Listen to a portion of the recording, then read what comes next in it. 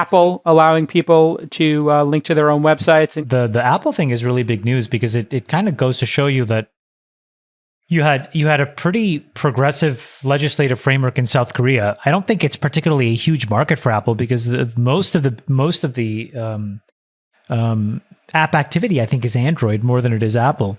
But they basically just seeded the market, and by deciding to basically conform to this law, then they started with these reader apps and allowing payments, allowing just so you to link people out. It's the beginning of the beginning for the app stores to be deconstructed and opened. This, just so people understand, Apple said it would allow media apps to create in-app links to sign-up pages on those companies' websites, allowing the likes of Spotify and Netflix to bypass the iPhone maker's cut of subscriptions. Now, of course, you can use Spotify and Netflix on your phone, but probably people haven't experienced this because they've already become members of it and did it on their site, but you can't actually pay through your phone and you can't sign up through the app. They were technically not allowed to link to it. So this is a small concession only to media folks. So what do you think, Sachs? Well, I think Chamath has kind of said this at the beginning of the end. I think there's some truth to that. Look, I think the root of this is the fact that Apple has this 30% rate on any in-app purchases. And like Bill Gurley said, it's a rake too far, right? Just because you can charge 30% doesn't mean you should charge 30%. Ultimately, this is why the whole ecosystem has been up in arms. They formed an industry coalition to challenge Apple. That resulted in a lot of legal challenges, lawsuits, and a lot of these companies like Spotify and Tile, they testified against Apple in hearings. So I think this 30% rake has ultimately backfired on Apple. It's created a huge backlash, and now they're paying the price. They've already had to roll it back for these so-called reader apps. So, if what you're doing is buying a subscription to, say, Netflix will now be able to redirect you to their website. You can buy it there and then consume the content, on your iOS app without Apple getting a part of the split. But this now opens the door for this type of thing to apply to games as well, where there's a lot more in-app purchases, like Fortnite, right? So I just think this is a case where, what's the old line that pigs get fat and hogs get slaughtered? Apple has been a hog, and now it's getting slaughtered. Yeah.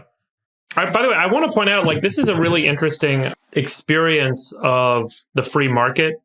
Clearly consumers and the developers on the apps in the App Store ecosystem were vocal and angry enough that this behavioral change from Apple, the structural change, kind of came to bear. It didn't require regulatory intervention.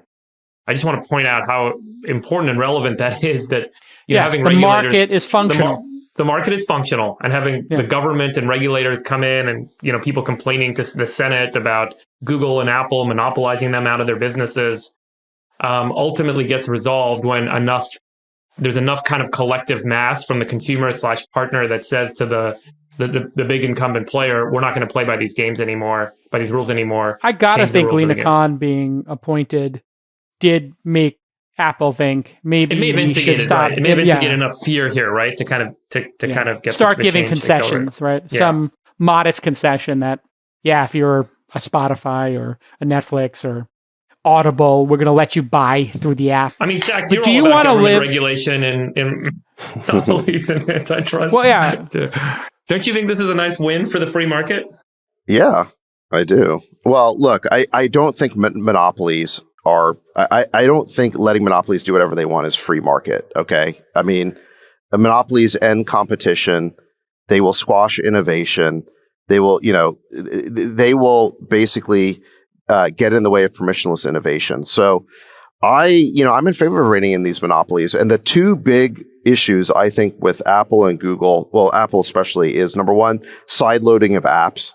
So the idea that they have total control over what apps get loaded onto your iOS device. People want the ability to create alternative app stores that already exist for Android, right? So I think that is coming for Apple.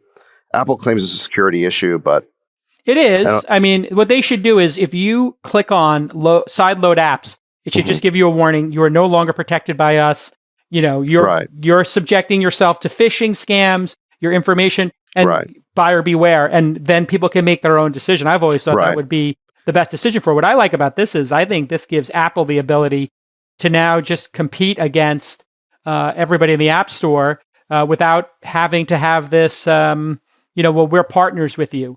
They are not partners with people in the App Store. They watch the App Store, and when something great comes and emerges, they will copy it. They just do it slower than Facebook. So Apple Music studied Spotify, and they created their own Apple product. Apple TV Plus now with Ted Lasso is competing against Netflix. They watch Netflix. And I signed up for Apple Arcade for my daughters because I didn't want them to be paying for in-app purchases. I'd rather just have the games stop upselling them. And that's been wonderful for $5 or $10 a month to have that. And I pay for the news product. So now they can just compete against everybody directly. I think all of these media companies are going to be video games, podcasts, TV shows, and music. So I don't know if you saw Netflix is going to be doing podcasts about their shows and video games.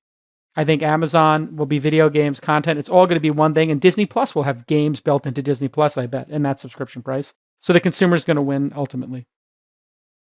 I think monopolies are good because monopolies are just like lazy, and it's easier to innovate and compete against a monopoly, to be honest, than it is to compete against cronyism.